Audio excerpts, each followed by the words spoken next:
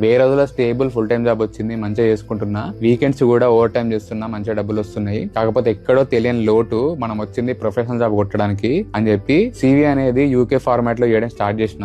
ఒక daily 3 to 5 jobs apply చేస్తుండే. అప్పుడే ఒక అన్న రెగ్యులర్ గా నన్ను అడుగుతుండే, రేవంత్ ఎన్ని జాబ్ లో అప్లై చేసినావు అని చెప్పి.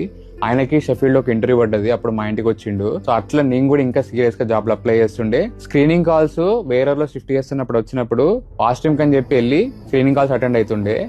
షిఫ్ట్ అయిపోయిన తర్వాత టీమ్స్ ఇంటర్వ్యూలో ఫస్ట్ ఇంటర్వ్యూ అటెండ్ అవుతుండే. తర్వాత ఫేస్ టు ఫేస్ ఇంటర్వ్యూకి రమ్మన్నారు. ఒకరోజు ఆఫ్ తీసుకొని వెళ్ళి అటెండ్ అయినా.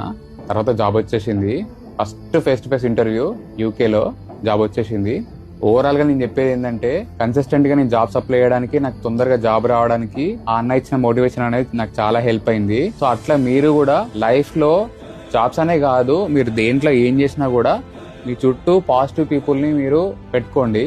అంతేగాని ఎవరైతే డిమోటివేట్ చేసి మిమ్మల్ని మీ కాన్ఫిడెన్స్ లో చేస్తారో వాళ్ళని దూరం పెట్టేసేయండి. సరే, మళ్ళీ ఉంటా. జై హింద్.